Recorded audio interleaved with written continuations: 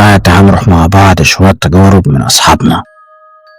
اتعود كل يوم بقى يا سيدي إن أنا أروح الشغل وأتوبيس الشغل، وأصحى كده على الساعة 7. أستنى طبعا عم سعيد السواق بقى بتاع الشركة، راجل محترم جدا، بيجي ياخدني بصراحة من قدام البيت ويتحرك بيها عمدة بقى كده نعدي على زمايلنا كده نجمعهم.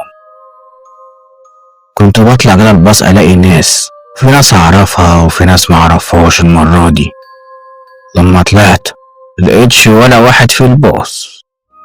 لما سألت عم سعيد السواق عن الناس فين، لقيته بيضحك أول مرة، ضحكة خبيثة جدا، أول مرة أشوفه بالطريقة دي. النهاردة عادي، وانت فيش مش جايز متضايق مخنوق من حاجة، مش عارف ليه مرتحتش خالص. كلام عم سعيد مع اني بحبه والله العظيم وبتكلم معاه كتير، بس النهارده مش مرتاح. وانا هي كده على الشوارع الغريبة اللي انا اول مرة عم سعيد يمشي منها، حتى الشوارع مش هو نفس الطريق احنا بتاع الشغل كده.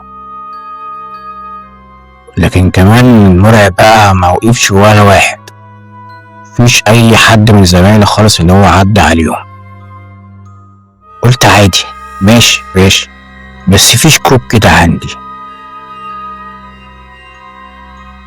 انا قربت كده بقى من عم سعيد وانا مبلع ريقي بالعافية. عم سعيد هو فين زمايلي؟ محدش ركب يعني؟ بص ناحيتي بنفس الابتسامة اللي اول مرة اشوفها منه وقال لي سلامة الشيف يا استاذ وليد، ما كلهم راكبين وراك اهم. بصيت ورايا لقيت مجموعة عظم، والله العظيم انا لقيت عظم على الكراسي. انا من الصدمة مبقتش عارف انطق ولا عارف اتكلم، بس المرعب اكتر لما بصيت لعم سعيد لقيت واحد شكله مخيف جدا، تحس كده ان في راجل مات قبل كده وفي دم على وشه. وفجأة اتوبيس وقف، والله العظيم انا نطيت منه وطلعت اجري، خدت تاكسي ورحت الشغل. بس بقى انا قعدت احكي بقى لزمايلنا، بس قبل حتى ما بحكي عشان اكمل الموضوع لقيت واحد صاحبي يقول لي وبعز يا ابني يا عم سعيد الله يرحمه، روح بقى عشان نروح العزا النهارده. قلت له انت بتقول ايه؟ ده انا لسه كنت هحكي لك. كنت تحكي لنا ايه؟ قلت له لا مفيش اي حاجه. قلت له انت طب احلف كده يعني ان السواق مات؟ قال لي والله العظيم يا ابني العزا النهارده. للاسف يعني هم جايين الصبح الاتوبيس فرقع بيهم. قلت له لا اله الا الله، ازاي؟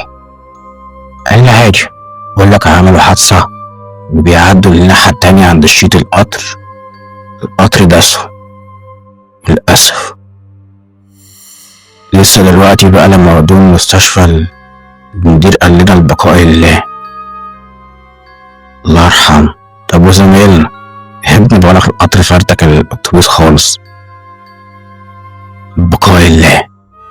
امال مين اللي كنت راكب معاهم دول؟ تعالوا بقى نسمع التجربة التانية من دكتور صيدلي. الدكتور بقى بيقول انا كل يوم بقى بحب اتأخر في شغلي، يعني جو حر وكده، فقلت اقعد شوية. بس المشكلة بقى عمدة ان تأخيري ده بيجيب لي مصايب كتير. في يوم بقى كده عمدة انا قاعد كده جالي اتصال من واحدة كان باين كده من صوتها انها كبيرة في السن، وكانت عايزة حد كده يديلها حقنة السكر عشان تعبانة. وافقت وخدت الحقنة اللي هي طلبتها، حركت على العنوان. لما طلعت فضلت تقريبا ربع ساعة بخبط على الباب بس محدش كان بيفتح. انا كنت ناوي انزل، كنت براحتها بقى. اول لما اتحركت من قدام باب الشقة وهنزل خلاص سمعت صوت الباب بيفتح. لما بصيت على اليمين فتح لاحظت انها طفلة صغيرة، بس صدقني يا عمدة كان شكلها مخيف جدا، تحس انها طفلة وفي نفس الوقت ست كبيرة، وشها يعني كله تجاعيد، تحس انها وش واحدة عندها 70-80 سنة. لما اديت ايدي كده عشان اسلم كده لقيت غريب اوي، ايديها وسخة جدا، تحس كلها تراب كلها طين، ضوافرها طويلة قوي. على علم كده اصلا يدوب عم ايديها لاحظت ان انا بصلها راحت موطية ايديها تاني، سابتني ومشيت وطلعت تجري. دخلت أوضة ضلمة كحل غريب وفي طفل مبيخافش من الضلمة. فضلت أنده كده على الأستاذة وفاء اللي اتصلت بيا، بس محدش كان بيرد. بس أنا فجأة سمعت صوت حد بيتوجع من الألم جاي من الأوضة اللي قصادي، وقلت بس يبقى هي المريضة هنا. طب محدش رد عليا. دخلت، اتفاجئت بقى لما الست وفاء مرمية على الأرض. فضلت أفوق فيها بالعافية وقلت يمكن عندها غيبوبة السكر. ولما فاقت فعلا ادت لها الحقنة، سندتها كده بالعافية لحد ما رجعتها سريرها. فضلت أتكلم معاها وإنها مينفعش تفضل لوحدها، وإنها لازم تشوف حد يعني يساعدها غير الطفلة الصغيرة اللي برا دي. لكن ردها يا رامدة كان مخيف جدا. قالت لي إنها ما عندهاش أطفال صغيرة وعايشة لوحدها بعد وفاة بنتها الله يرحمها اللي وقعت من الشباك. لكن ابنها الوحيد بقى لسه عايش قاعد في أمريكا مبيحبش ينزل مصر. قلت لها ازاي؟ امال مين اللي فتح الباب؟ قالت لي انا كنت سايب الباب اصلا مفتوح علشان تدخل على طول. انا فضلت متصلب كده وواقف قدامها. الصراحة اترعبت من كلامها، حتى من شكلها مش مريح. هدومها كلها تراب كده، الأوضة اللي هي فيها كلها مطربة، حتى الكراسي اللي قدامي يدوب عليها كده قماشة بيضة وكلها تراب وعنكبوت. أنا طلعت أجري من قدامها، بس وأنا كده يعني لقيت الشقة كلها مطربة كلها متغطية بقماش أبيض.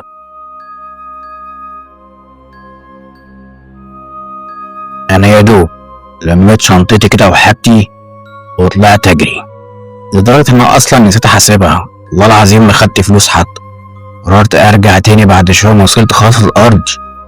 انا برجع لقيت البواب بيقول لي انت جاي منين كده يا استاذ انت ولا رايح فين؟ قلت له استنى بس يا عم الحاج، انا جاي من عند الاستاذة وفاء كنت بديها حقنة السكر، هرجع تاني معلش انا حاسب عشان نسيت. قال لي الاستاذة وفاء مين اللي في الدور التالت؟ قلت له ايوه. قال لي انت مجنونة كده، انت الاستاذة وفاء مات من اسبوع، كان بالظبط جالها غيبوبة سكر ومحدش لحقها فالله يرحمها ماتت. قلت له انت بتقول ايه يا جدع؟ ما انا كنت فوق مع مين؟ قال لي انت تهيؤات مثلا.